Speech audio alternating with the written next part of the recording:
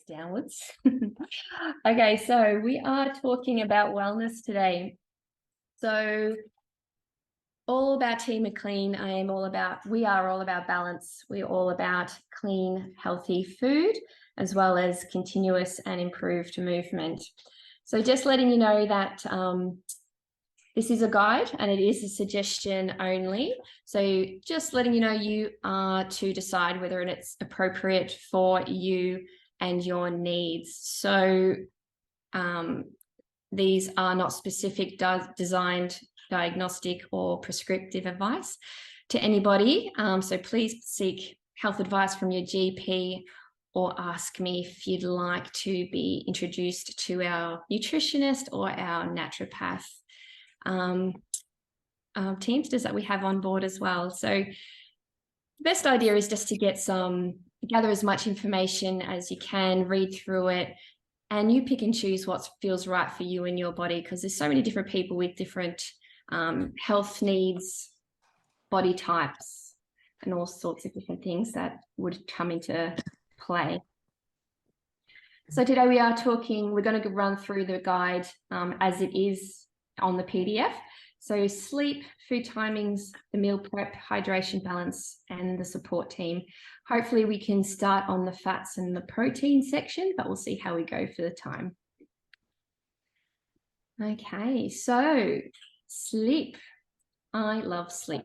I don't know however many other people love sleep as well, but it is definitely essential for our daily function. So it rejuvenates and it repairs. So our brains actually form connections while we sleep. So it helps us process and retain new information that we learnt over the day. Sleeping helps us think and concentrate. It helps moods and stability with physical ability as well. And not to mention it's helpful for our skin and our muscle repair. So when we do sleep, it does enable our body to take it easy and really concentrate on healing.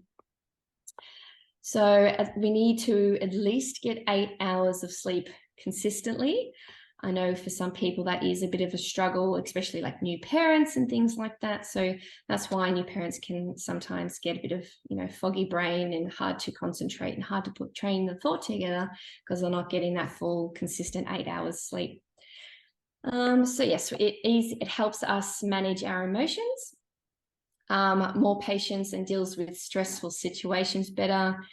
It enables us to help control those hormones that stimulate those cravings. So those fatty and sugary cravings are stimulated when you don't have enough sleep. And sleep also helps reduce the risk of mental health challenges in the future. So when it comes to those health risks, if we are eating those fatty and sugary foods, it will induce a little body fat and those these heart conditions that come along with excess body weight. It comes into effect. So a little bit of leptin, a bit of science. Don't want to get too sciencey over these sessions, just because it can get a little bit confusing.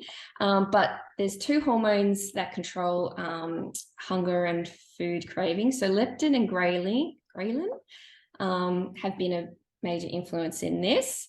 So inefficient sleep affects the way that the leptin is released and cause in our brains to override those signals of I'm full.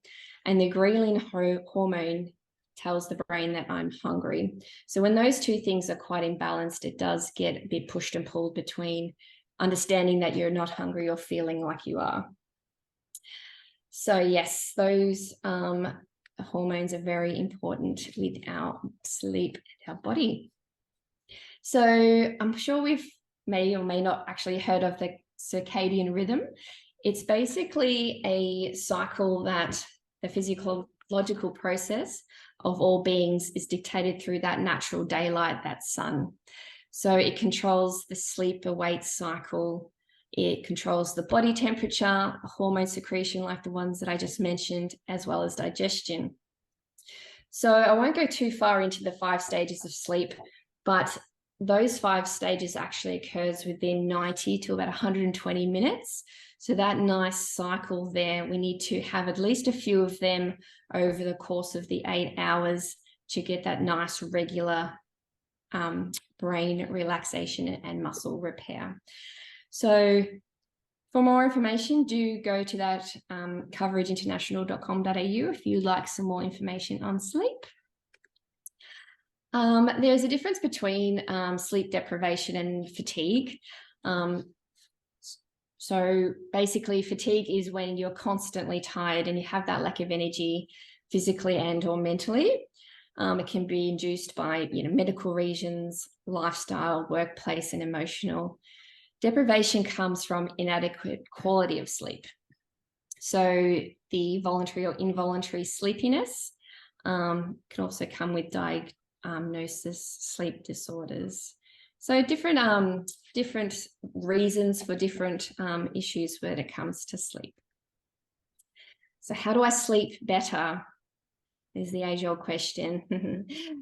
So let's try our very best. If we do have poor sleeping patterns, it is quite challenging to get into a new rhythm and a new routine.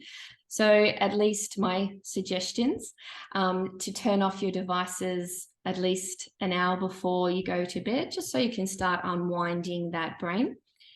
If you can't, lower the brightness on those screens to help reduce that eye engagement. Try guided meditation and those peaceful sounds. There are a few apps out there that have, the ocean or the rainforest that can help you wind down from the day. Routine is a great one. So getting up at the same time and going to sleep at the same time every day helps that routine and helps you get into that sleeping pattern. So getting that right amount is imperative. If you do need to get up during the night, please try and avoid turning off on the light. It's quite a shock when it gets blinded and it wakes you up. So try and walk through the house half awake. Sorry about that. Avoid caffeine at least 6 hours before we go to bed. Yes, I'm looking at you, Dad. And no sugar, fruit, or carbohydrates at least 4 hours before, so it doesn't keep stimulating that energy that we don't need winding down for the rest of the day. So any concerns about sleep, please definitely ask your doctor. Beautiful. Trying to sign me up here. Just have a look if there's any questions. I can't find my cursor. Oops, that's okay. Come to it at the end. Okay, so the right food at the right time. So we are all built differently, believe it or not. And we are, our internal organs, as well as our muscles and our physical shapes, it's all quite different. So different sizes, different lengths of our organs all affect the way that the body processes the food, converting it into energy. So the simple and effective message here basically is understand your calorie requirement. So everyone does different things throughout the day. So we just need to figure out what that number is so we can figure out how much to eat. So we need to figure out the resting state. So breathing, standing, talking, your organs working, blinking, all the basic things that it takes to live, that's our resting state. So that's what calories we need to actually function and live. So our smartwatches help with that. So if anybody's got a smartwatch, when you first log into those devices, it asks you a series of questions on age, gender, all that jazz, to understand what your lifestyle is and what you generically would need to function throughout the day. If you don't have a smartwatch, that's totally fine. You can download the MyFitnessPal app is what I use. Again, you put in your details and it gives you a general idea of how much calories you should consume to function. Yeah. So basically, it's energy in, energy out. I'm sure you've all heard me say this over the course of our time together. So we use that quality food to create energy. So creating that calorie deficit is what's going to help us lose the weight. So we have our resting state calorie intake, which is, say, 1,500 calories just for the sake of it. We consume our 1,500 calories for the day. And if we want to lose body fat, we need to have a deficit of about 400 to 500 calories a day to help shift that body weight. That's just a very loose example, but we need to do that through movement, not through eating less. So that's where a lot of people go downhill when they eat too little and their body ends up storing the energy as fat because they're worried it's not going to get enough energy to nourish the body at a later date. Is that making all sense? Mm-hmm. Yeah, beautiful, beautiful. Cool. So yes, nourishing the body with the correct fuel, the correct food is very important for the appropriate energy expenditure that we are using, whether we're training or working. So that classic example of the E10 petrol versus V-Power car motor, we need to put some quality fuel into our motor. So E10 does burn quite quickly. It's not as efficient and it does leave the engine feeling a little bit sluggish. Whereas you put in a nice quality V-Power petrol, it makes it run a lot smoother. You get more out of it. So it's a better quality fuel. Beautiful. Meal prepping. So again, you would have heard me prattle on about meal prepping. It is very important, of course. I always go on about it, but it is really the key to success when creating new healthy habits. So lessening the temptation of a hungry fast food purchase, with chopping the vegetables and preparing the vegetables and meat, putting them in glass or BPA-free plastic containers and putting them in the fridge just ready to use is the best option. Cooking it up ready for future meals, so lunches or dinners for a few nights ahead, would also help with that preparation. And protein-based snacks. So you've got your little containers of your nuts or your yogurts or your things like that ready to pop in your handbag or to grab from the fridge whenever you're feeling like you need something. Protein, of course, helps keep you full. That's why they're protein, not carbohydrates. Beautiful. I like to meal prep on Sundays just because that is my day, one day off. Casseroles, stews are always quite reliable, depending on the time of year. You know, you like them a bit more during winter than summer, but vegetable stacks, stuffed capsicums, so things that won't go too soggy in the microwave also definitely helps with that meal prepping. So if you've got any suggestions as well, pop in some into the chat box for everyone to read. If you've got some awesome meal prep tips and tricks, please share it. Okay. So quality and fresh foods. So as I said, we want that beautiful quality food into our bodies. Fresh, yes, whenever and wherever possible, opt for fresh and local, especially when it comes to fruit and vegetables and oils. So stop and think about the way the food gets from the farm to us. You know, is it grown? Is it nourished, farmed, cultivated, processed, packaged, and then transported? So there's a bit of middle handling between, unless you can grow it in your backyard, which a few of us do, have our own veggie patches, which is really exciting. It is a good idea to keep in mind of how it is processed and get to you. You know, how is it grown? How is it bred? What does the animal eat? Is it packaged? What is added when it's processed? And where is it being transported from? So pesticides and preservatives and hidden sugars, as well as nutrient deficient oils, thickeners and fillers are all contributors to those big manufactured foods.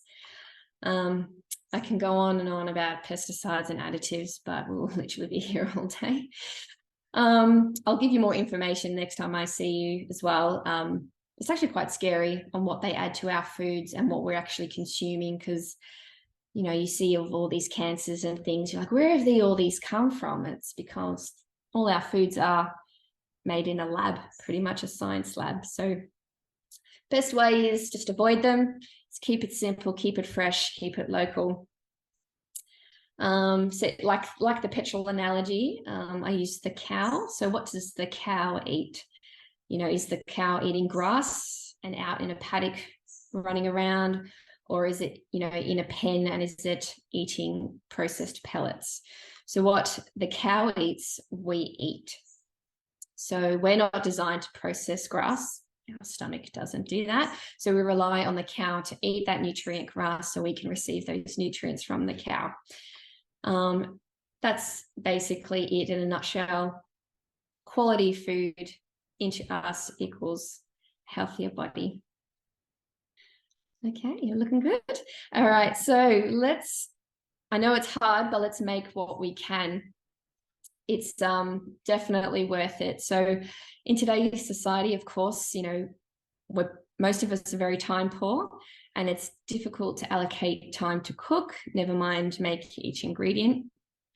But I ask, give it a go. Do as much as you can. Remember, the quality food equals an efficient and healthier body.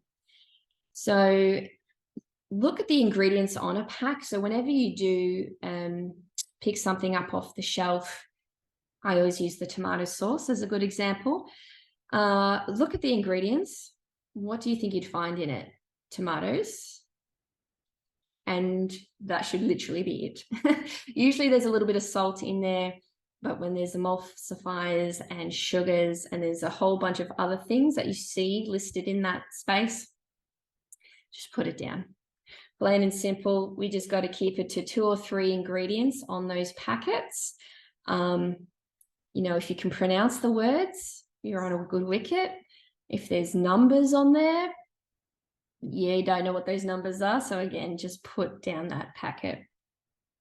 So yes, manufacturers will add ingredients to make the shelf life longer. And by doing that, it ruins the nutritional value. So added sugars, bad oils, thickeners, fillers, like I said, is all that unnecessary crap that they put in there to market it better and to get more out of their dollar, which is unfortunate because we are at the brunt of it. And it just, it's so common now that it's normal. Whereas, you know, back in the day, it wasn't as common, or it wasn't as vast with the range of products that we have. So yeah, it's definitely catching up with us. Okay, I'm going to take a drink of water. Excuse me.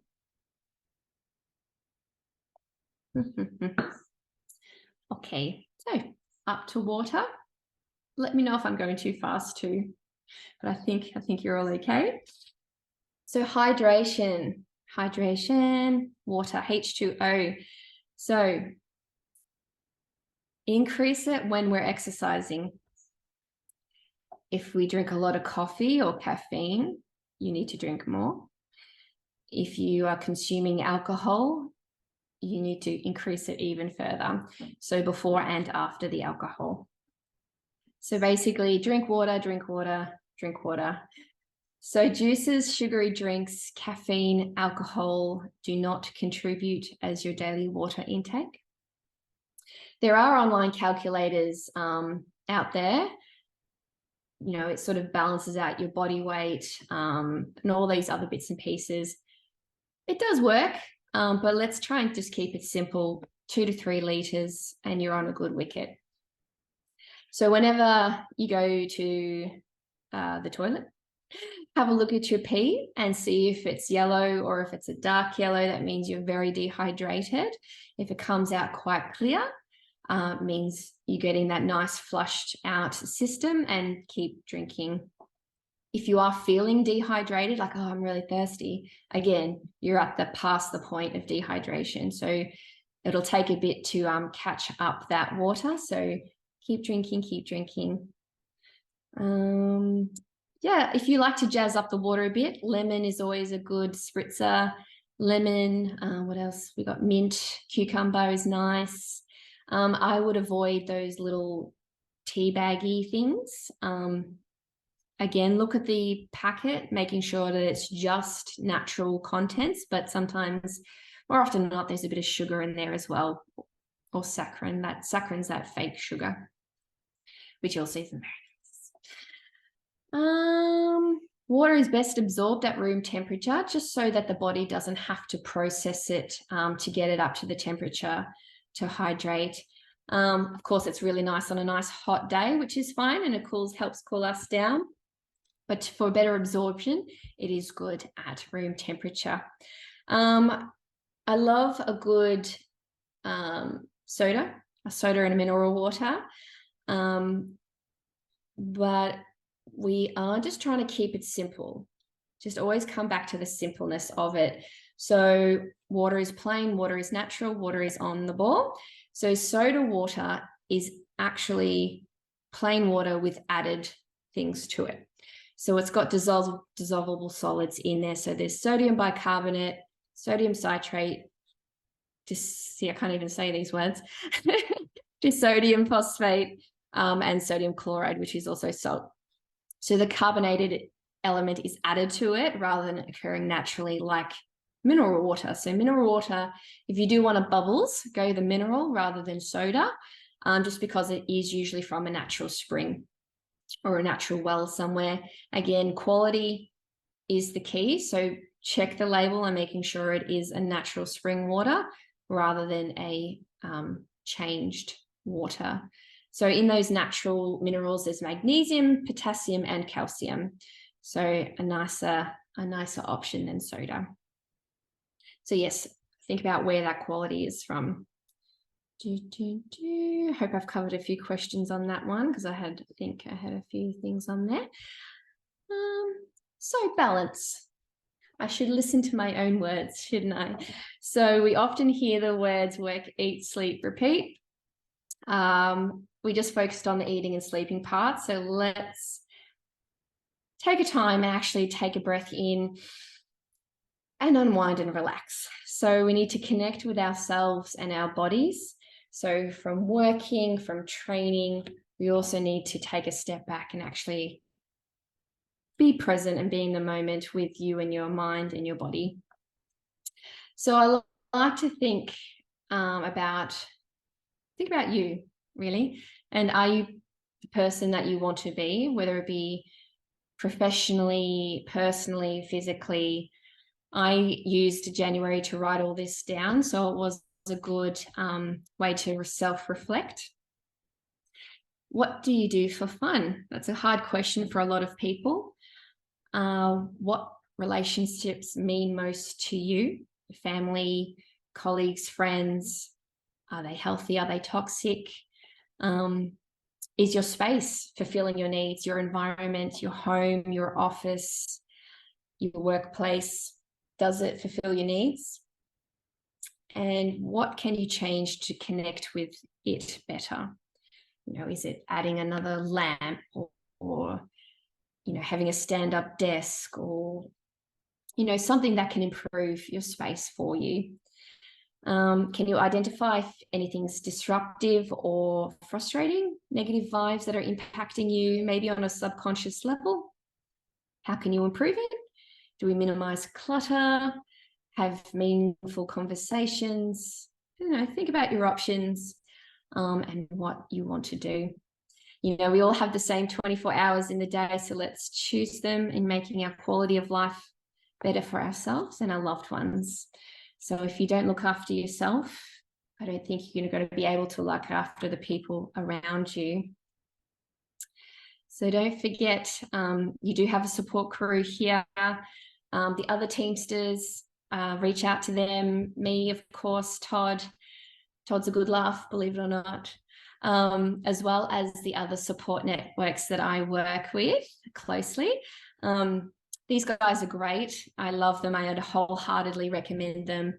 There's nutritionists, naturopaths, physical therapists, Chinese acupuncture, counselors are on there. our yoga guru, she is a gem. I love her to pieces. And hypnotherapist, she's also very helpful in some guided meditations, and she helps with sleep as well. If you've got any concerns about sleep, she is a gem as well. So yes, everyone is so very unique with different needs, and we can't do everything ourselves. So please let me know if you'd like to reach out to these other health professionals for your fitness, mental and physical, spiritual needs. How are we going for time? Oh, look at that. Lovely. All right, so we'll take a moment. We're going to actually stand up if you can. I'm going to take a bit of an energy break. So everyone stand up out of their chair. Oh, you can tell I don't sit down for a living. And we're just going to take a little bit of a limbering up through that lower back. Take a nice deep breath in as we do it. A little bit of a blood flow. If you're sitting down, just wiggle your toes, wiggle your knees, roll those shoulders. Take a nice few breaths in. And just a bit of sit back down whenever you're ready. Beautiful. Okay, so a little bit of part 2. So what is food? Seems like a silly question, but believe it or not, everybody's interpretation of food is very, very different. Team McLean, we believe in food is fuel. So we try and again, put the quality fuel into our body so we can get the optimal reward out of those foods. So food is naturally created. So I believe it's from nature. So whether it be from an animal, from the ground, from the trees, it's all quite natural. These days, food is produced and distributed in mass quantities, like I said earlier. And it takes a little bit more effort to understand how the food is getting to us.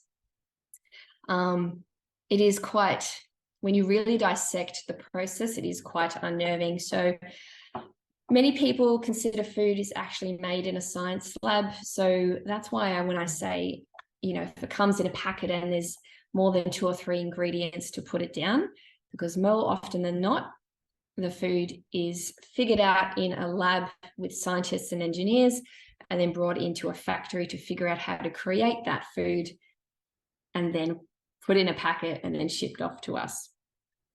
So it is quite something to consider. So when it's processed, it's made to last longer. So when it comes from, you know, across the country or internationally, it does have to last. So the shelf life is different. So they often add gases and additives and all those other bits and pieces in there to make it look more appealing and make it last longer. So whether it's a natural food or a non-natural food, it's made up of molecules, just like these ones in the picture. I just found the water molecule because everyone knows what H2O is. So you got 2 hydrogens and an oxygen. So everything's made up through these molecules, through these atoms. And food, of course, is no different.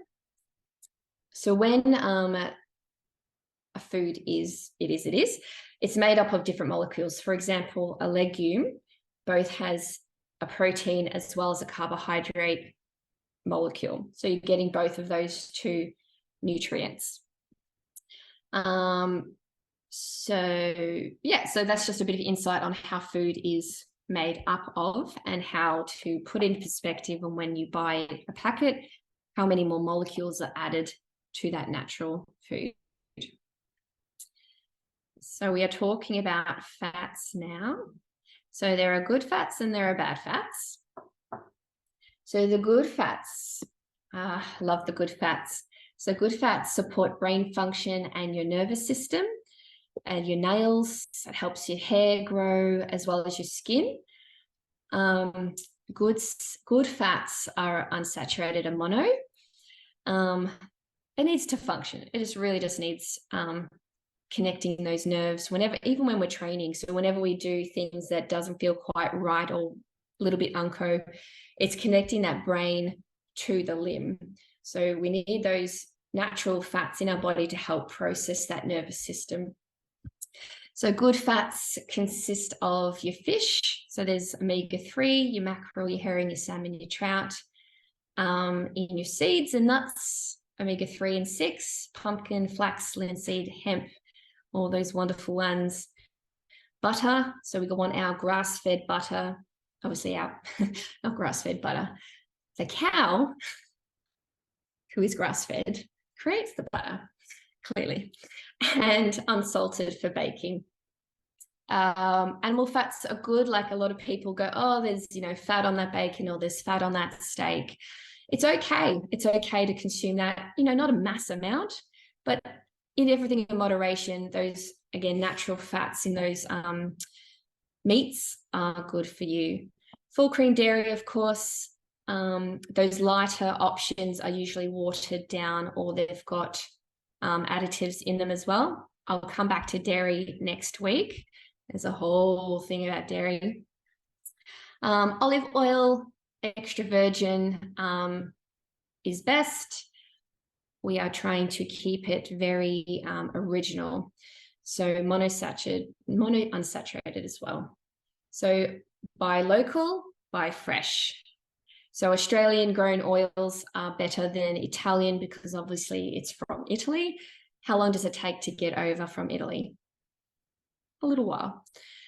Are those ships, are those containers maintained with temperature, oxygen, all that jazz? So it's quite unlikely that that oil hasn't turned rancid by the time it gets to our shelves.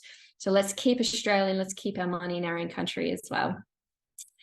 A good option is those bottles that have that spout that you can close and keep the oxygen out. That is a good option too for those oils. Coconut oil, first press and virgin, so the nice hard jars. Don't buy the liquidy oils of the coconut because that has changed from its natural state. So again, we're keeping it natural, we're keeping it original. If it has changed, it will change that nutrient content. Yes, beautiful, good fats. Good oils, best used on a high heat is coconut, avocado, ghee, sesame. Sesame, just use a little bit, don't use too much because it is quite strong and the nutrients aren't that great. Rice bran as well, minimal use. Medium to high heat is your extra virgin olive oils. And the cold is your extra virgin as well. Flaxseed and macadamia is always delicious on salads.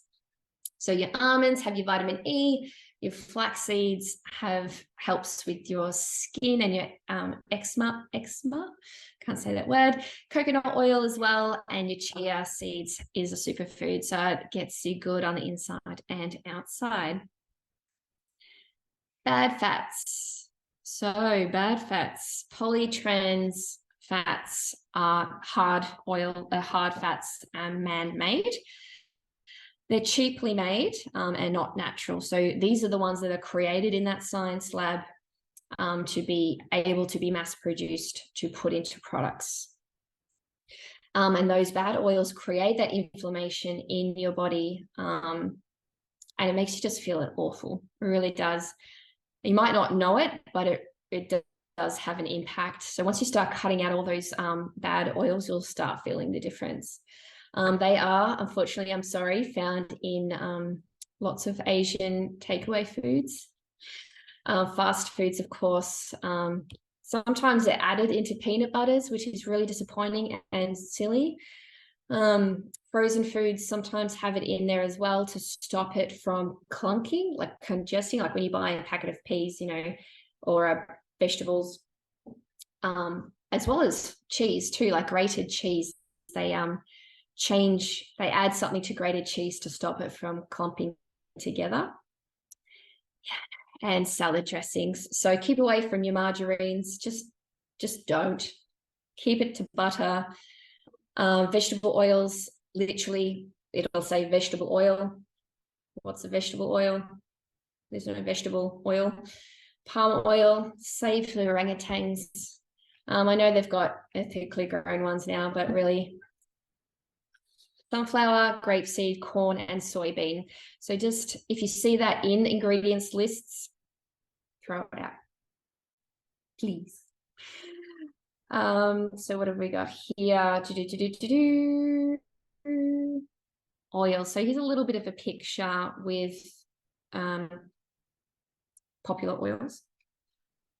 So the monounsaturated fat percentage is in that dark green space. So our beautiful olive oils have 77, canola's fairly okay at 62, peanut oil, not so much, corn and sunflower all diminishing as we go along. So let's keep it to the nice, strong olive oils and canolas. And here is another chart to get a bit of a guide on what oil contains what fat. So we've got your virgins, of course, your canolas, then it comes down to that peanut, corn, soybean, grapeseed, and coconut. So you see coconut there is got that beautiful bit of saturated fat and a little bit of mono, which is great, which is fine, and it hasn't got that polyunsaturated, which is beautiful. So that is oils. How are we feeling? All good? Thumbs up? Still with me? Yes, beautiful. Kristen, I have a question about soy, but you might cover it a bit later. And that you mentioned the soybean oil, and I consume a fair bit of soy because I'm a pescatarian, so I have less meat. So I have tofu, soy milk, things like that. So I'm just wondering if those concerns extend to that. If you're going to cover it later, we'll pick it up then. But I just wondered if you could speak to that, if you know anything about that.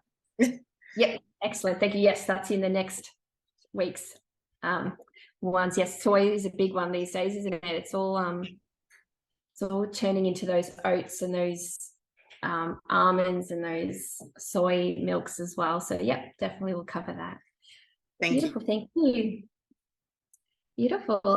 Proteins. Again, you hear me harper on about proteins. Proteins are essential. So whether you're pescatarian or vegetarian, what's the ones? Vegans. I have very struggle with vegans, just because it's very hard to get the adequate protein amount for what you actually need. So proteins, they're amino acids are our building blocks from proteins.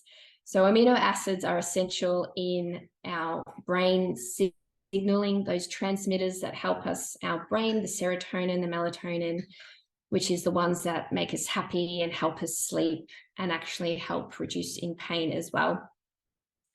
So again, don't want to get too sciencey, but there's hydrochloric acid in our stomachs, which has salt, zinc, B vitamins, and it helps break down those proteins into those amino acids. So whenever you find that the meat, for example, is sitting in your belly and you're like, oh, it's sitting there, I can't process it, and you still feel full the next day from dinner, for example, that means our stomach acids aren't quite working as well as we need to process that protein. So protein repairs muscle. So when we do resistance training, we create those mini tears in the muscle. And that's that beautiful pain that we get, those little tears when lifting and the aftermath from the session.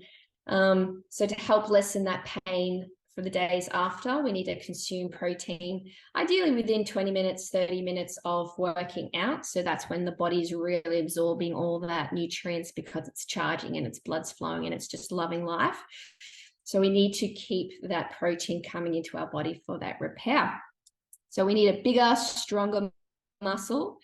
And the bigger and the stronger the muscle is, the more energy it holds and the more efficient we are when we do train. Make sense? Beautiful. So it also helps transport nutrients around the body. So again, all that bloodstream things, it helps process that glycogen around. If your stress levels are high, it does hinder that way that the body processes that protein as well. So it's important to have in our system. So it's also important to have our body to have enough carbohydrates. Did you hear my little kitty squeak? That was cute. She's not going to say hello. Sorry, digressed. She's lovely. It's important to have enough carbohydrates and fats in our body to use as energy, because when those two nutrient sources are depleted, it does start using proteins and muscle. So I always use the example of a marathon runner. So you see marathon runners are so slender and they don't have an inch of body fat on them. It's because they're running for, you know, however many kilometers, however many hours, and all those energy sources are completely depleted. So your carbohydrates and your fats are gone, and they're literally using the muscle to keep them moving, which is pretty extreme. So that's why you see them sucking down those energy boosters, because they've got minimal in there. So you'll see on this little picture here a picture of a male and a picture of a female, and how our bodies are broken up. So we've got the percentages there of water, of fat, of minerals, and of protein. So men obviously carry a little bit more protein in them because they are generally stronger and a lot generally bigger, which is just the natural way of the things. Okay, so I'm just going to think. So we're going to write down, if you've got a piece of paper there with you, let's write this down. So here are your daily protein requirements. So if you have children who are and a child literally 0 to 8, whether she's or he is a male or female, it's 0.9 to 1.6. If the adolescent male requires more than a female, you see there, adults require 0.84 for men, 0.77 for females. And if you are over 70 years old, you need even more. So you'll see that the adolescent female is pretty much on par with an adult female. And the adolescent male needs more than the adult, and is just under the elderly person. So do your maths there. So whatever age you are, however approximate body weight, you're going to times that by that number, and that's going to equal your protein requirement for the day. So for example, a 40-year-old woman at 65 kilos times that 77.77 gram number equals 50 grams of protein a day. So that might consist of a piece of chicken, a bowl of yogurt, a boiled egg. So, you can do the maths. There's a list on the guide there of how much protein are in which pieces of meat or vegetables. So yeah, please write that down, do your maths, and let's get that adequate amount of protein in there, because not only will it help you, it'll help me get you stronger. So I also got a healing and a recovery number there. So that is important when you have an injury, or if somebody is, for example, it has a car accident and they're in hospital. So, if they need to repair from surgeries, or if they need that extra bit of energy to get those muscles, those amino acids, building those blocks up again. So 1.5 to 2.2 to help speed up that recovery. Good. So, no, that's all right. We're at the end of the presentation, but that's okay. I'll keep talking. So there are different types of proteins, of course. We have incomplete and complete. Again, won't get too technical, but incomplete, we've got essential proteins like your legumes, because they're made up of carbohydrate and a protein. So they're not a whole complete molecule. So then we've got another incomplete, protein is your broccoli, your soy, your quinoa, your lentils, your peas, and your beans. So they're beautiful pieces of proteins, but they're not completely whole.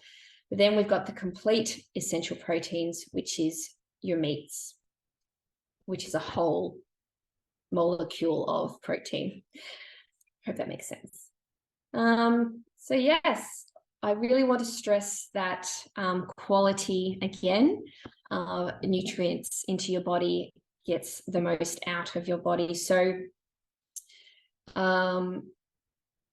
purchasing meat from butchers is probably your best bet when coming to purchase meat, just because they do process it themselves. Get to know your local butcher. Really ask them questions. They love it. They really do. If you ask about the minced meat, you know, has it got preservatives in it? When did you mince it? Non-preservative meats usually last 1 or 2 days. So it's best to eat them straight away, but then you know you're getting a real piece of steak. So you're getting a real piece of meat. So you'll see those ones in the supermarkets, all red, all fresh, you know, and they can be there for a week or two without budging an inch. And you're just like, what have you done to that? So they've basically put gas in those packets that keeps that red meat, or the meat red, which isn't good. We don't want that. The preservatives and the additives. So yeah, it's really quite toxic to us. So choose lean quality grass-fed meats. Some processed meats have those undesirable fats. So the hot dogs, the luncheon meats have carcinogenics in them as well. So those toxic things that harden the arteries, not good, not good, not good. Avoid double and triple smoked meats as well. That is just a bit of hooey, because all it is just added sugars and preservatives and colors to make it taste and look like it's special.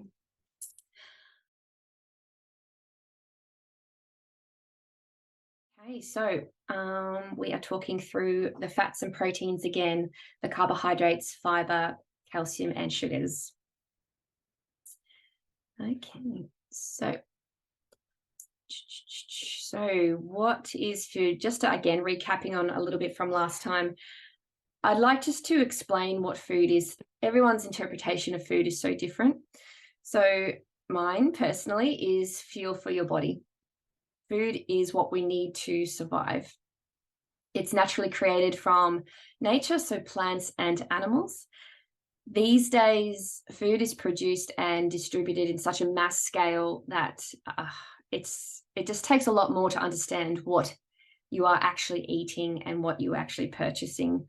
So many people consider food, what many people consider as food is actually made in a science lab. So whether or not be a preservative or food that's packaged, it is actually engineered before it is produced and not actually grown or farmed, which is obviously harmful to your health when you've got all those hidden nasties involved.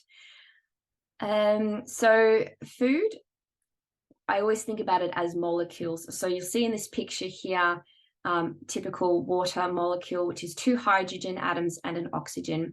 So that is everything in our lives, everything that you touch, see, feel is all made up of these things, and food is no different. So fats, we did touch on fats last week, sorry. We have the good fats and the bad fats. So the body needs the good fats to support the brain function, the nervous system, your hair, your skin, your nails. The bad fats are the ones that aren't natural. They're cheaply made, mass-produced, and they create quite of inflammation in the body as well. So these processed, refined oils can really get toxic quite easily. So that's why we really need to be conscious of where we're locating these oils and fats from. So keeping it local, keeping it Australian, helps keep it fresh and clean. So that's like we said here, like allowing the oxygen getting into the oil does affect it, as well as excess heat. So if we are cooking with a particular oil and we end up smoking it on the pan, please throw it out straight away, because that has turned a good fat into a bad fat. Protein repairs your muscles, basically. The amino acids are the building blocks of proteins. So this helps the brain signals, the transmitters, the serotonin, the melatonin, the happy and the sad, and the happy and the sleeping feelings, and less pain. So yes, with the vegetarians, I want to just recap on this one, just so we can help with that protein education. So as I said last week, we have complete and incomplete proteins. So remember about the molecules. These amino acids are incredible, important to build our muscle. So what have I got here? The protein is formed from 20 amino acids. So, and our body naturally makes 11 of them. So we've got 11 that are naturally occurring in our system, and that's why we need food to get those remaining 9. So if a food doesn't have those 9 amino acids in it, it's an incomplete. So if it does have those 9, it's a complete. If it doesn't, it's an incomplete. But incomplete isn't a bad word. It just means you just need to get more of it in to get more of those nutrients in. So the nuts, the whole grains, the veggies, the lentils, the peas, and the beans. Yeah, so I did mention last week about the soy.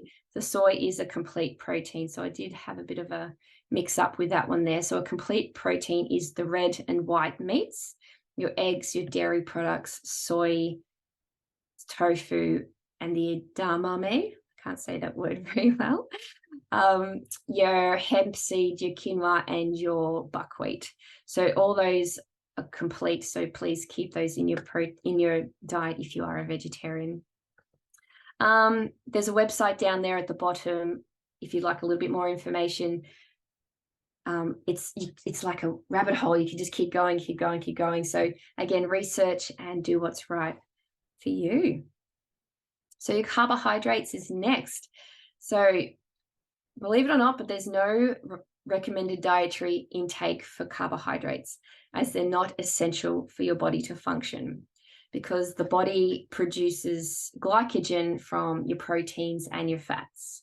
So your carbohydrates is the main source of energy because it gets burnt straight away.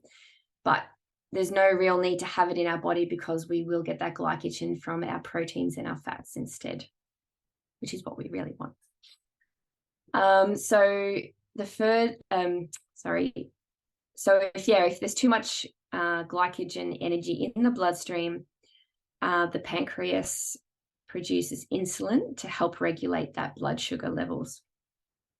So we want to focus on the complex carbohydrates, which is the slow burning, slow released energy, which is that nice sustainable energy in that bloodstreams. And it has our energy levels at a more consistent rate. It stops us from feeling hungry too quickly. And it is stored in the fat and the liver, in the liver and the muscles, which is better than going straight into the fat cells. Whereas our simple carbohydrates are fast burning, and it's quickly released into the bloodstream and spikes that blood glucose levels quite high. And it leaves you feeling a lot hungrier, a lot quicker, and a lot unsatisfied. And with the carbohydrates, we are trying to keep it to the 10 milligrams of carbohydrates per 100 grams. We'll show you that list later on in the guide. We'll clear that up as we go along.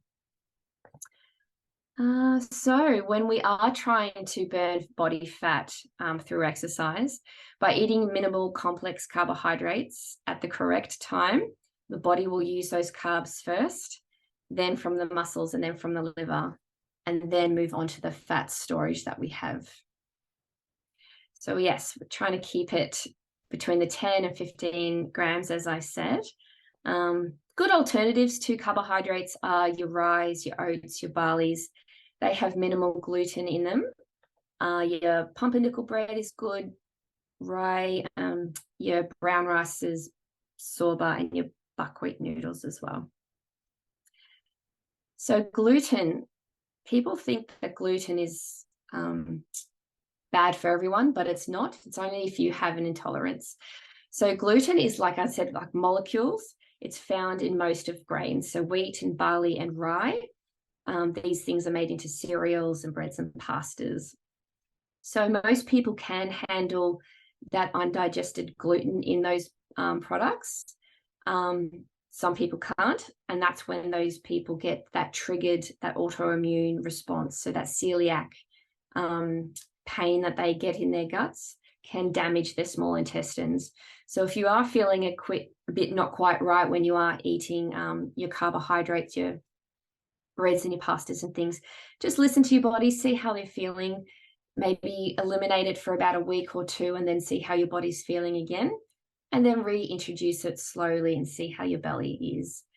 That might be a good indicator to talk to your doctor about it. I always talk about the bowels when it comes to gluten too. It is very important to keep our guts clean.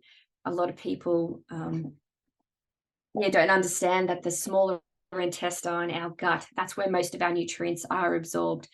So if you are consuming a lot of gluten, I always visualize it to be like a sticky pizza dough. If you visualize some pizza dough in your smaller intestines, it's very hard for the vegetables and the macronutrients to come through that sticky dough into your bloodstream. So if there isn't any sticky dough in there, it'll just go straight in. So you'll get maximum nutrient absorption if your gut health is on point. Hope that makes sense to everyone. Yep, beautiful. Excellent. Okay. So moving on to fiber. We need fiber. Fiber. It gets forgotten about in most diets. It helps slow down or flatten out that glycemic index spikes in the bloodstream. So there is soluble and insoluble fiber. So soluble fiber is able to be dissolved in the bloodstream. It lubricates, it absorbs, and it helps combine your stools. Insoluble means it's unable to be dissolved. So it stays the same and doesn't get absorbed and goes through the digestive system a lot quicker, and also can have a laxative effect. So depending on your body type and how you process foods, because everyone processes foods quite differently, sometimes insoluble fiber is better for someone, and that next person, soluble fiber is better for someone. So if you want more information on that too, I can help you and point you in the right direction for those fibers. So for an example here with soluble and insoluble, so a teaspoon of whole flax seeds, so those little itty bitty flaxseed seeds, they actually consist of 2.4 grams of insoluble fiber and 1.2 grams of soluble. But then as soon as you grind them down and make it like a powder, it changes that nutrient value. So it goes down to 1.8 of insoluble and 0.9 of soluble. So that's a classic example of what I spoke about last week about how you process the foods, how you manufacture them, how your body intakes that nutrient. I also use another example about oranges. So oranges have fiber in them also. So if you eat a nice, beautiful whole orange with the skin, not the skin, the flesh. Ew, imagine eating orange skin. So a whole piece of fruit of flesh versus it in a smoothie, which is mushed up, versus into a juice, which is just the liquid. So I'm coming from a whole fruit to a smushed fruit to a liquid. Again, your body absorbs that fruit so differently. So if you were literally playing a football game and you needed a quick fix straight in, drink some orange juice. If you wanted a snack for your mid-morning, have a whole orange. So you're not getting that spike of elevated blood sugar. Make sense? Cool. So take a look at this graph here. We have got our fiber requirements for the day. So depending on your gender and age group depends on how much grams of fiber you need a day. So again, make sure we need to get our amount of proteins, we get our amount of fiber, and we'll talk about calcium coming up soon. So there's lots of nutrients that our body needs on a daily basis. So again, can get quite overwhelmed to go, oh my gosh, I need to eat this, I need to eat this, I need this. But, you know, if you plan it out, you can balance it out throughout the week and get enough in there. So don't get too overwhelmed if you're not feeling like you're getting enough, but let's strive to get these numbers in. Cool. So calcium. We need calcium for our bones, our teeth, helps our muscle contraction and relaxation. It helps our nerve function and supports blood clotting and blood pressure. So calcium deficiency can be a real problem. So if the children don't get enough calcium, it can stunt their growth. If older people don't get enough, their bones start to become brittle and they start getting osteoporosis. So there is quite, and there's obviously a whole gap of problems in between those two extremes. So it's very important that we get enough through our vegetables, through our dairy. So calcium is actually reliant on your metabolism and your digestion to absorb it. So you'll see here vegetables such as cauliflower, watercress, your sprouts, your kale, your bok choy and broccoli, only gets about absorbed 50% of the calcium out of those things, 30% through your milks and your dairy, if you've got the right dairy. I'll come back to that later, which is really extreme. 20% absorption in your seeds and your nuts and your beans, and less than 5% is particular vegetables like your beetroot and your rhubarb, silver beet, sorry, and your rhubarb. So yeah, how your metabolism and digestion really affects how you take in all this macronutrients. And that's why it's really important to keep our gut really healthy, so we are getting the most out of this calcium when we do put it in.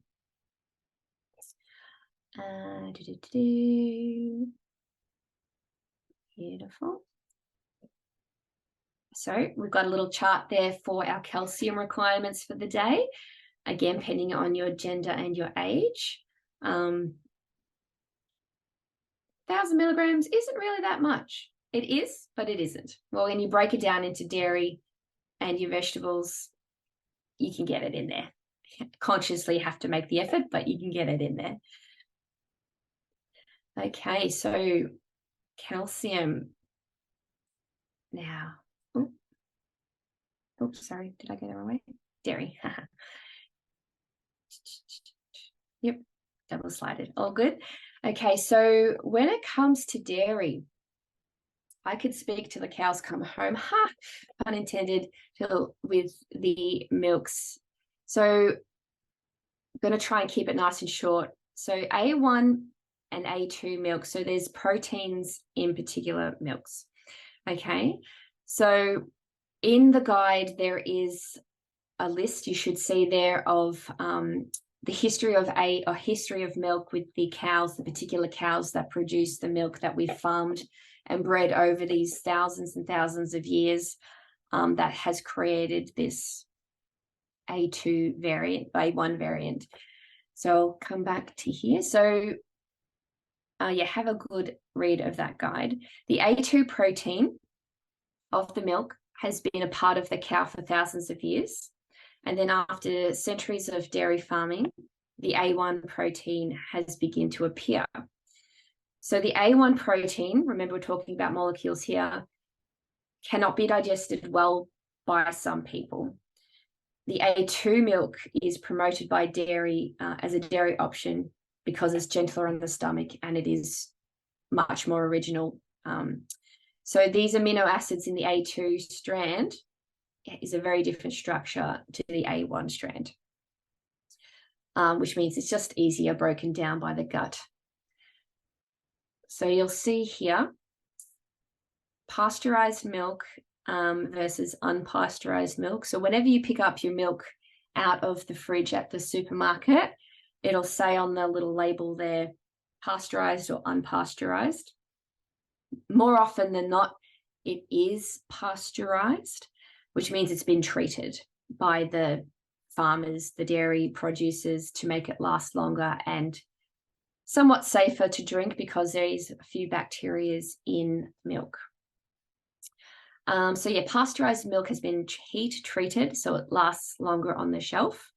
So fresh milk in your fridge is heat treated for 15 seconds, and it lasts about 2 weeks, so 10 to 18 days, give or take.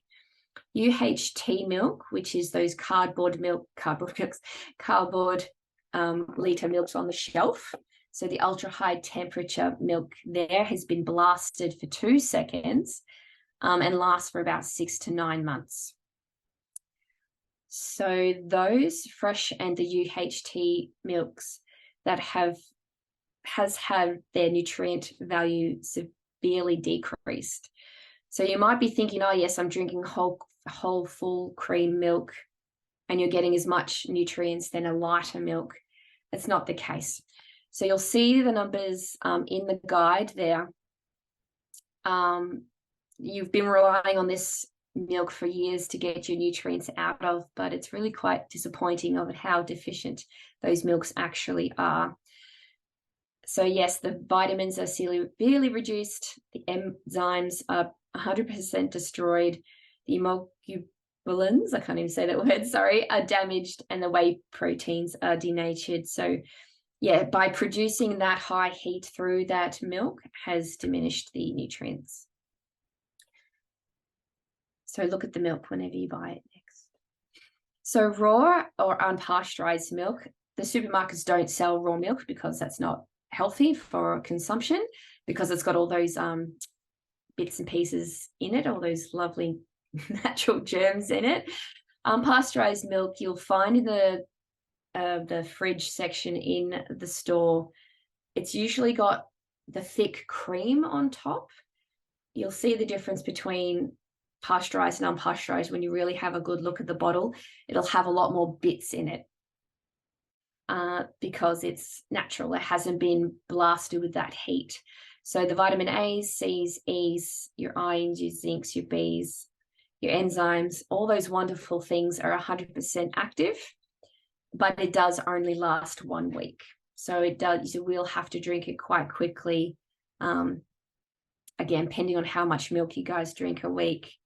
And it is a little bit more expensive, let's be honest. Quality product usually is, unfortunately. So yeah, go in the fridge and have a look at those milks next time you're in the supermarket. So dairy, yes, no plant-based cheeses because it's completely fake. There's no nutrient value in them. It is just for enjoyment, those things, to feel like you're not missing out on cheeses and things, but it's not really adding value to your nutrition. Plant or nut varieties of milk options are becoming increasingly popular because of whether it be weight loss or acne control, disease, illness preventing. Some people just want to avoid using animal products. Yeah, try the alternatives to increase the interest in your diet. You know, there's goats, milk and cheeses, there's sheep as well. I believe the Geelong Whole Foods on Paco have a good range of goat and sheep milk and cheese, which is kind of fun to taste. So the little graph here, so we got cow's milk, almond milk, coconut milk, rice milk, and soy milk, and all the different numbers there. Again, depending on your choice and what your stomach and gut can digest. Pick and choose, see how you feel after each of these milks, and just do what feels right for you. There's no right way with dairy and calcium intake. You can get the almond milk and the soy's added nutrients to it. Again, do what feels right for you. Write the questions in there if you've got it. Okay, so sugars. I hope I'm not going too fast. But There is a couple of questions, Christian, if you wouldn't mind jumping in to the chat. Oh, yep. Cool. Ugh. I don't know where my cursor is. Oh, here it is. No. Oh, sorry, I'm gonna have to escape. That's all right. Stop sharing. I should have just read them to you, sorry. Oh, that's okay. Because yeah, I've got a black, worst thing, black background with a black cursor. Who designed that? All right, 1 second. Let me come back into Zoom. Chat. Okay, what do we got?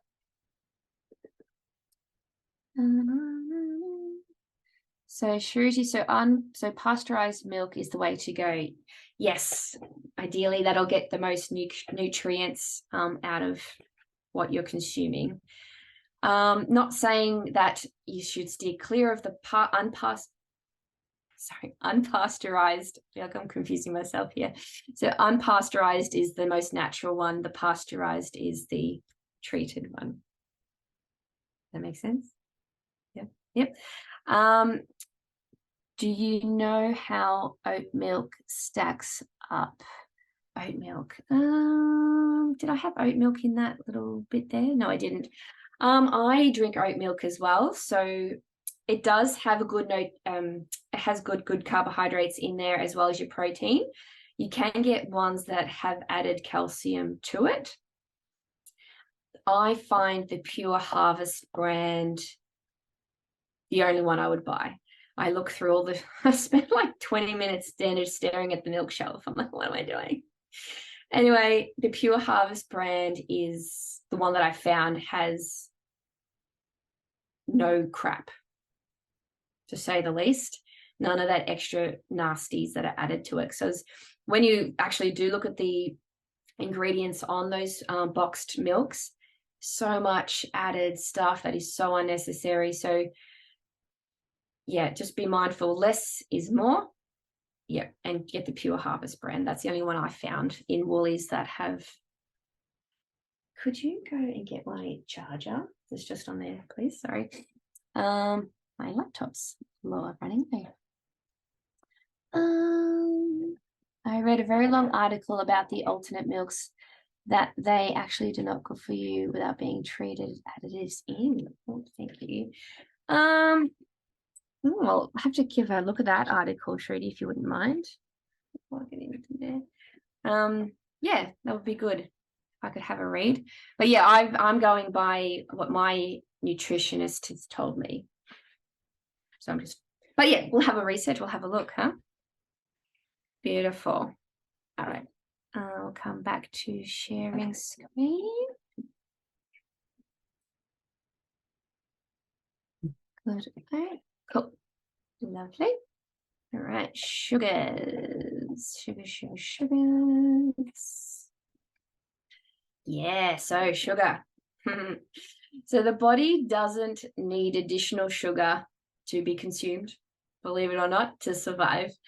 Because thank you for that. The body produces glycogen, like I said, from your carbohydrates, your proteins, and your fats.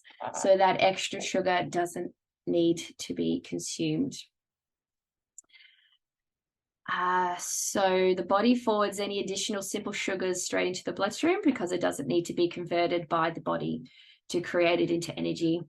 So that's why we get those quick high spikes in our blood glucose, which is a high glycemic index. So if your muscles don't use this sudden surge of energy, it does get stored into that fat. So glucose has several names. So glucose syrup, corn syrup, maltose, and dextrose.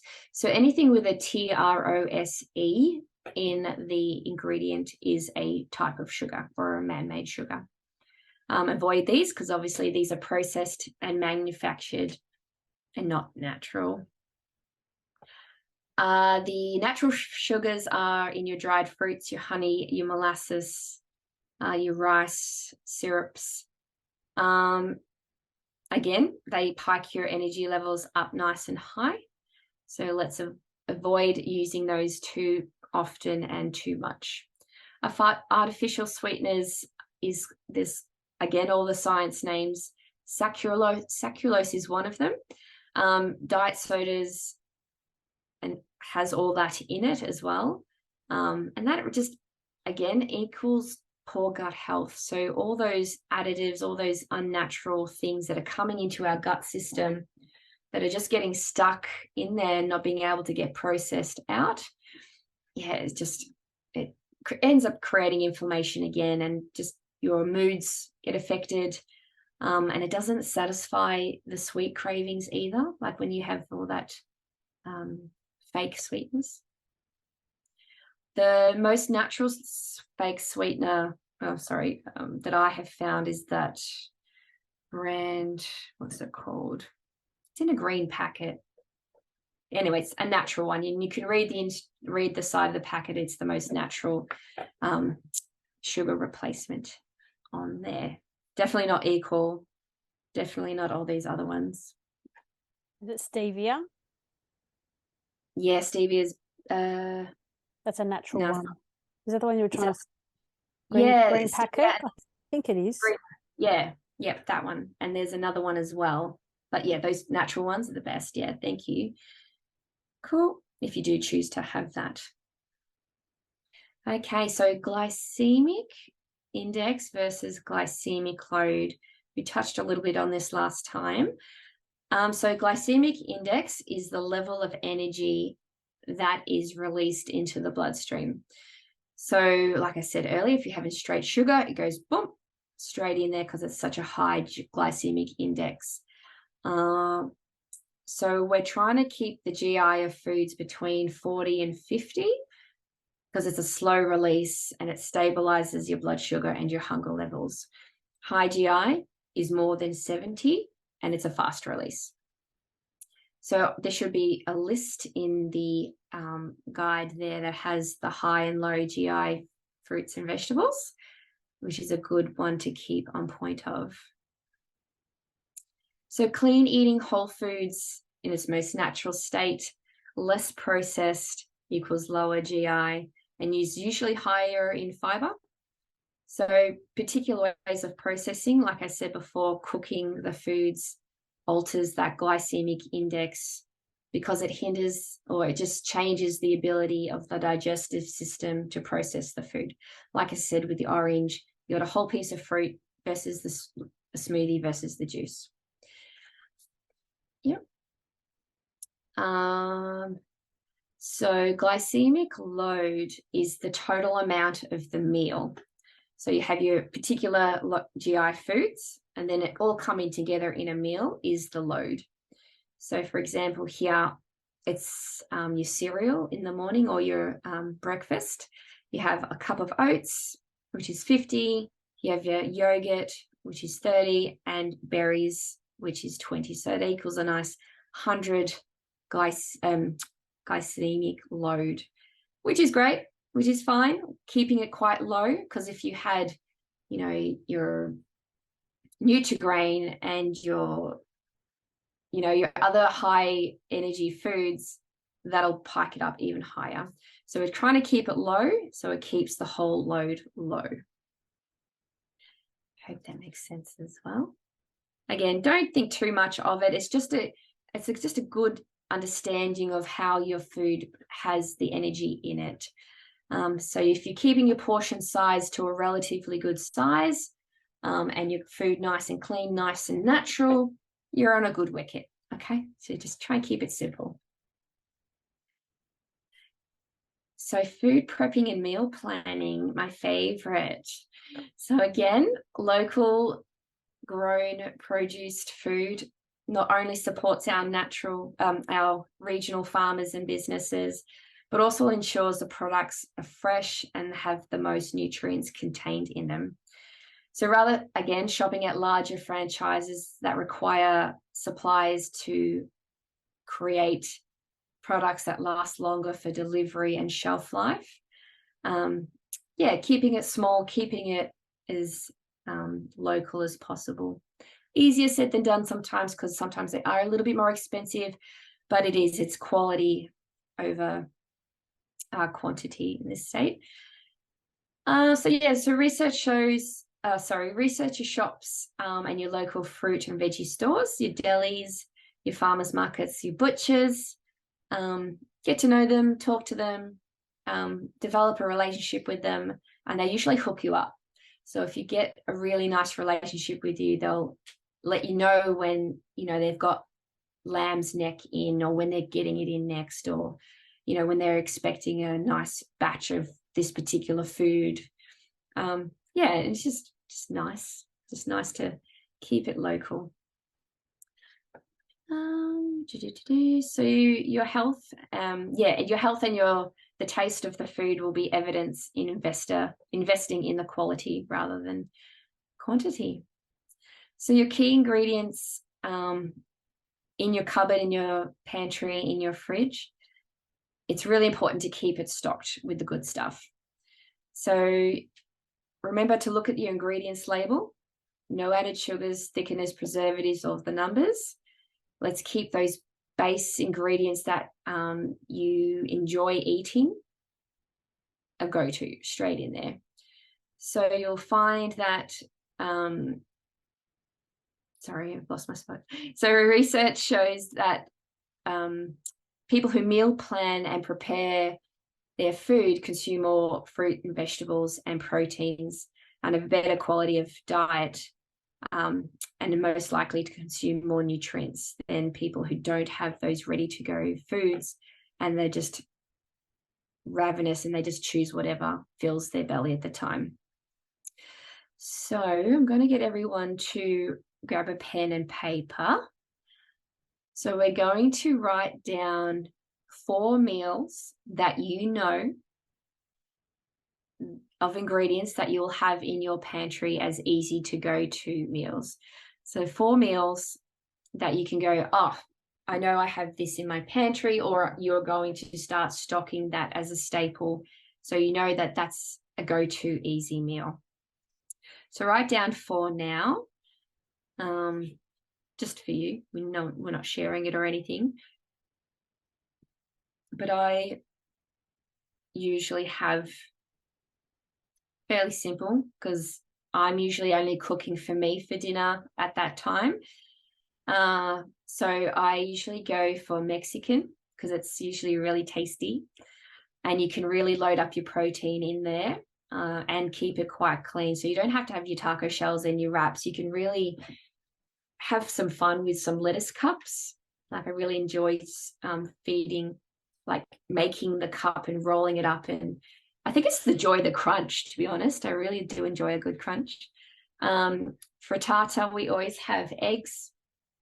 Thank you, chippies. So whether it be scrambled or a frittata, it's always an easy go-to meal. And it's quite filling again, high protein, got your good fats in there. And I've got my miso soup there when I really can't be bothered, or I'm just not hungry, but I know I need something to sustain me overnight to get me through to the next morning, so I can wake up better than I would if I had nothing to eat for dinner. So I enjoy a good miso paste, and I chuck my vegetables in there as well. Very simple, very easy. And tuna and rice. Just your plain whole line caught fish, of course. I keep it in the brine, because usually when it comes in a can, it comes with an oil blend, which is not oil. It's usually vegetable oil, which is not what we want. And the really expensive ones like Serena have got the really good olive oil in it. So again, quality you pay for. And also just a hint with the rices, when you go into the rice section of the supermarket, you'll see obviously your packets of rice that are the whole grain rice. And then you might go to the right and there's already the pre-packaged rice that you just zap in the microwave for 30 or 90 seconds or whatever. Those packets of rice that are ready to go have got nasties in them. So again, read those packets, see what they've done to the rice to make it ready to eat. And again, put it down and just go for your normal, you have to cook it rice. So cook a big stack for the week as well as your quinoas and all that jazz. Just watch that packaging. Ooh, all the time. Oh, look at that, on point. I think that's it actually, kids. So have you all written down your 4 staples? Yep, the 4 staples are written down.